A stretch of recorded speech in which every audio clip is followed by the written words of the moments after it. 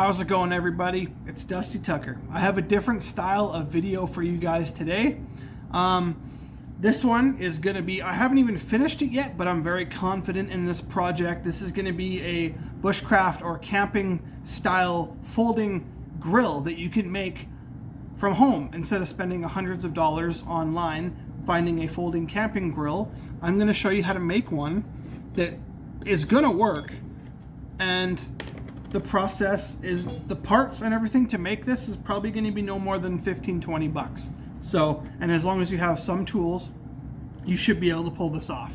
So what I have here is, I started with a big long piece of 5/16 threaded rod, and you want to cut them down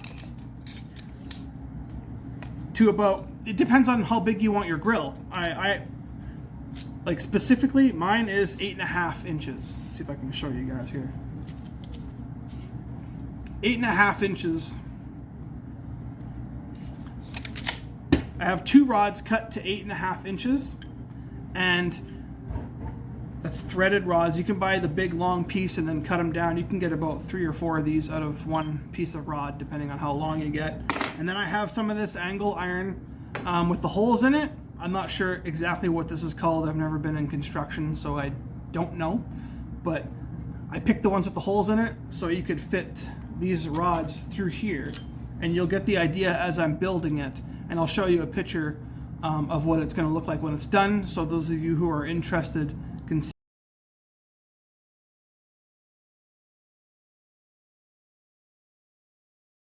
see what it's like. Now, you're going to need a piece of angle iron, fairly long, and these pieces are 10 inches. So you got 10 inches. These are going to be the legs. Four legs that are 10 inches long. That's just what mine are. Like I said before, you can make them however, what size you want. You can make them longer or shorter, depending on what you want. But that's just what I have there. And then you need, what is it? 1, 2, 3, 4, 5, 6, 7, 8. I'd get 10 just in case. 10 of these 5/16 nuts that go on the same 5/16 threaded rod, and then some flat bar. And I have 11/32 holes just by the edges. It doesn't matter exactly where, as long as they're all uniform. And I have 4 of these all together. This says weld steel flat 1/8 by 1 1/4. So in case you're wondering what these exact ones are, you could get smaller ones. Like, I might actually grind these down on both sides so they're smaller and it takes up less weight in your pack. But this is going to be kind of like a prototype, so you don't have to go by the book on how I make mine. You can modify it, use your own creative mind. I'm just showing you how I'm making mine, okay? So don't freak out at me. So yeah, 11/32 hole, and I want it a little bit bigger so the rod can travel freely in here.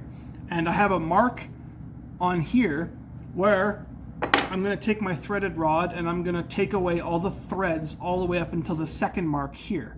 So all of this is going to be grinded down so that there's no threads. Otherwise, when you fold this together or unfold it at camp, you're going to have to take these nuts and thread them all the way down to each end. And you don't want to have to do that. You want to not sit there for half an hour as you're spinning a nut on the threads. So that's why you want to take away all this metal that I haven't even done yet. But you want 2 of those rods. So 2 of these, I forget the measurements already. I don't have them. 8.5 inches. So you want 2 of these at 8.5 inches. And make sure you cut them and taper them so that the nuts spin freely without getting caught on burrs and stuff on the ends.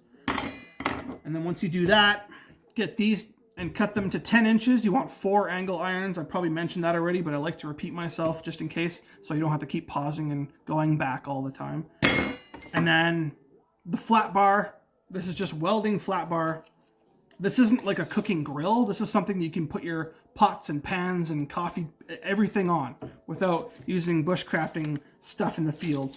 These bars are 11 inches and the holes are 11/32, as I've said probably 3 times now. So those are all the pieces that I have. in front of me here.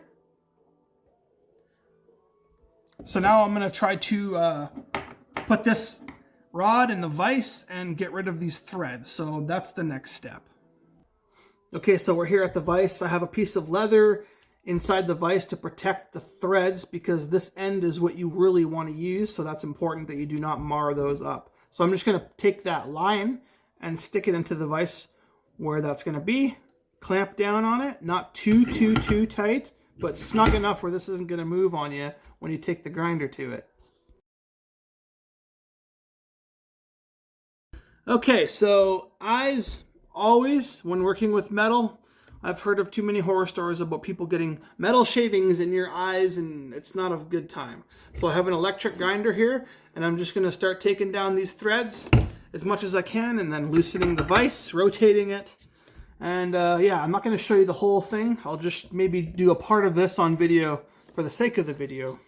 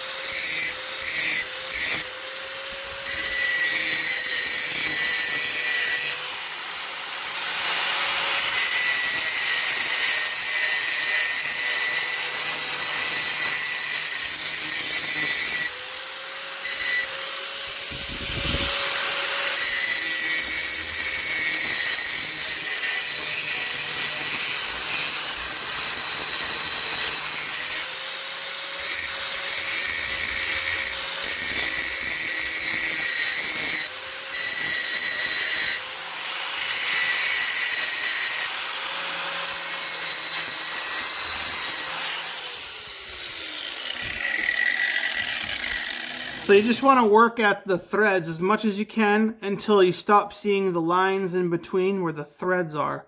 And once you got that, you can kind of finish it with a file, so don't take off too much metal. So once you think you have enough material taken off, grab one of your nuts and start spinning it on the end. And once it threads to the other side, you want it to be able to travel freely.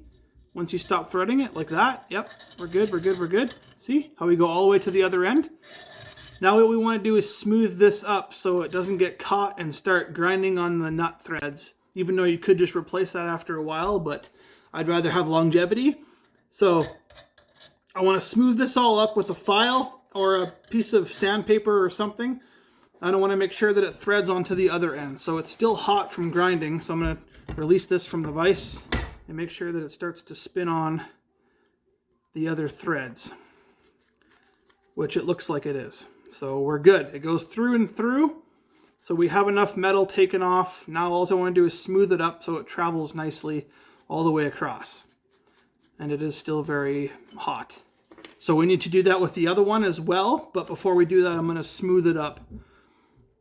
So I'm just going to sit here with a file. Or if actually, instead of a file, I'm going to use an air tool because it's going to be a lot faster. So let me get that ready for you. Okay, so we're going to get this all nice and smooth so that the nut has nice travel from between the threads. So the best thing, I think, you could use a file if you don't have any air tools or power tools. You could use a file and just get rid of all the rough burrs and everything until it gets nice and smooth. But I'm going to use an air tool to just get it nice and smooth. This kind of, it's a really, I think it's just a 180 grit. So I'm just going to go on that.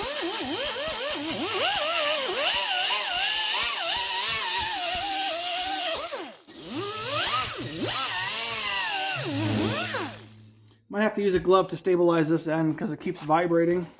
So I'll just put a glove on the end here so I don't get burned.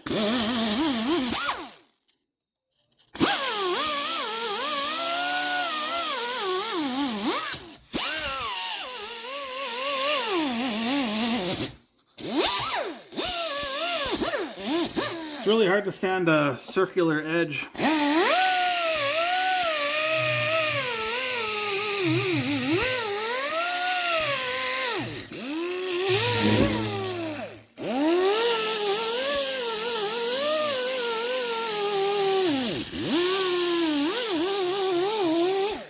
And you can see how it kind of looks a little bit shinier and it's a hell of a lot smoother.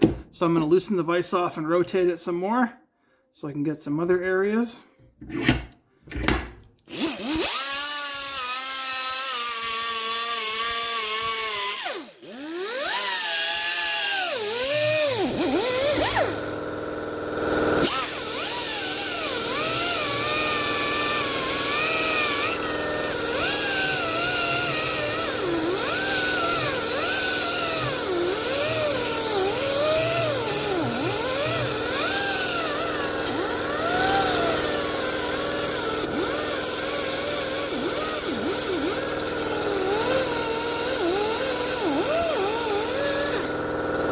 And just keep rotating it.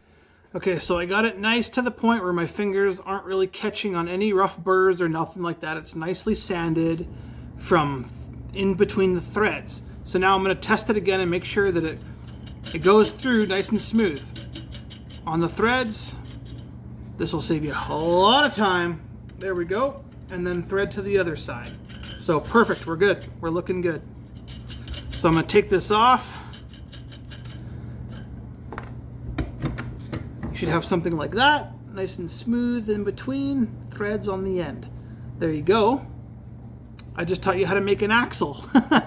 No, just kidding. But I gotta do this exact same thing to the other one, so let's do it round 2.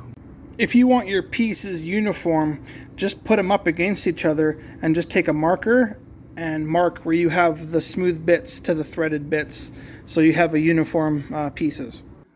Okay, once you have your 2 axles built, put 2 nuts on the insides of both of your axles like this. And then you're going to take one of your pieces of flat bar that you drilled your 11/32 hole in. You're going to stick it in there. And then you're going to stick one of the legs on. And then you're going to take another one of those nuts and put it on the end. You could buy wing nuts if you wanted. That might be a little bit easier to use. I might actually even do that myself. I might go pick up some 5/16 wing nuts. So there you go. There's one leg. So then you would just bring it out like this. And then you got to do the same on this piece. Bring your other axle, stick it in this side. And then take another leg, put it on. I'm going to use this side just because there's more material. And then put a nut on. It's kind of hard to show you guys with this angle. I'm sorry. Just like this. Spin it on. If you got too much room on this side, go ahead and tighten up the other nut on the inside. Just snug, just hand snug for now, just to get a picture of where it's going. So there's one side. And then you'd flip it over to the other side. You want to take these nuts off now.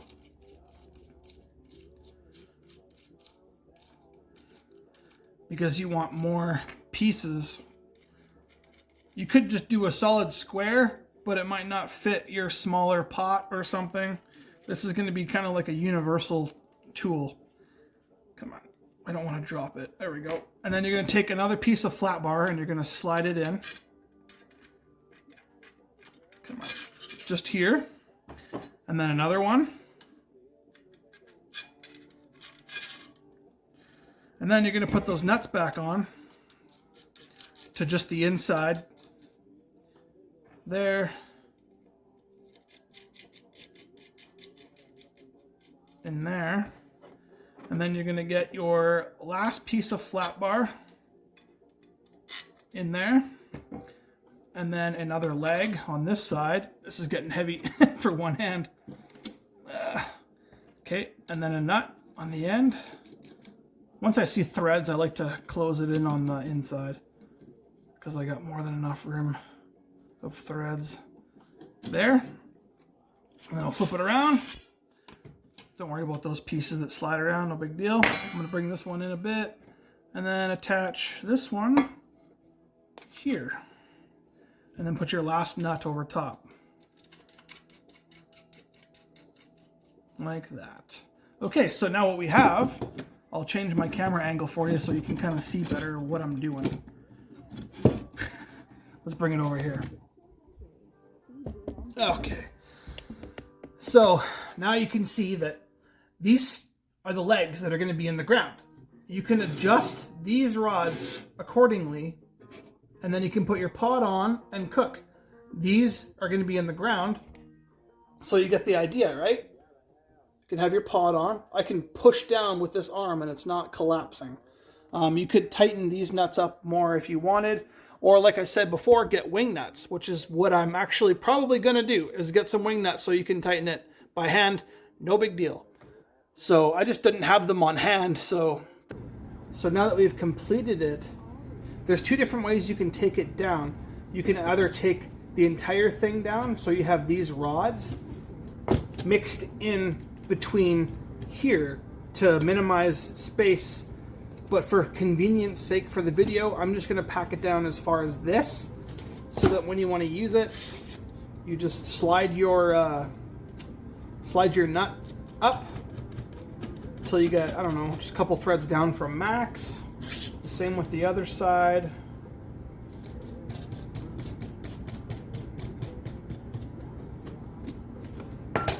Bring two legs forward. Like this. Bring your flat piece in between, and then slide your, oh, sorry, you can't see. Slide your two other nuts down, and everything will be in order if you leave it the way it was when I first started this video. It may be a little bit inconvenient having those two rods sticking out, but it's going to be a lot faster assembling. There's one half done. Flip this half over, or you can swing the legs out again on this side.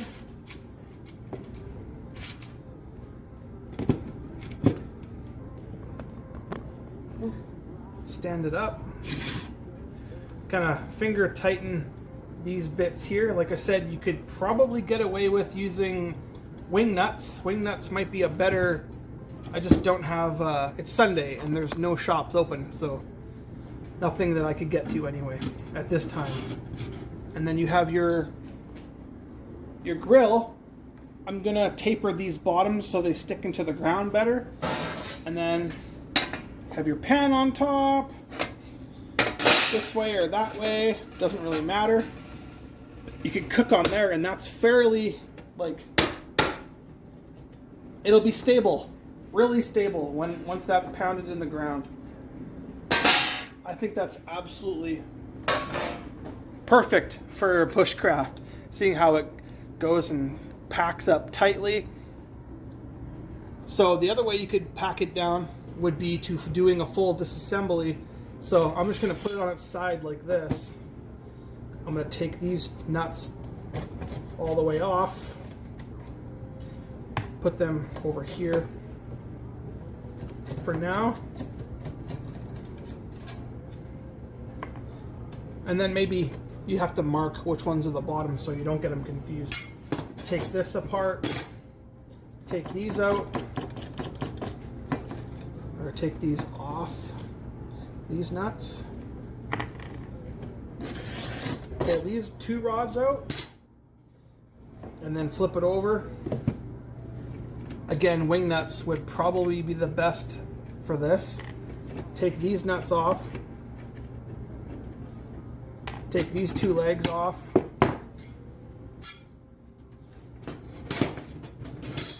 Kind of keep them in the same areas that you would want. Take this last bar off. And then you go ahead and spin all your nuts onto the rods. So you would do that 4 on each rod.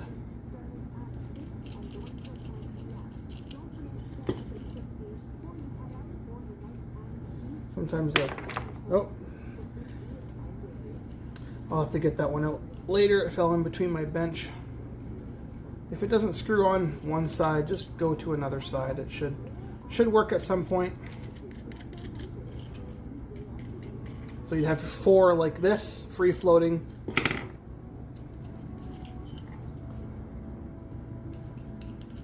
Now you know why I didn't want the whole thing threaded.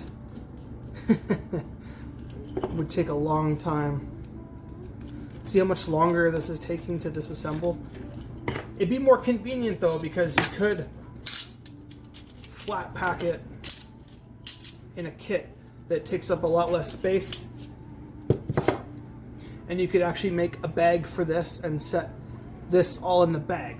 But personally, I would like to try to find a way to have it assembled the other way. That way you can set it up in a lot less time. This might take a little bit longer. It may be convenient for packing because it doesn't take up much space in your bag. I would even consider making a pouch of leather or canvas for this to go into so it all stays together. So yeah, that's that. Hope you guys like it.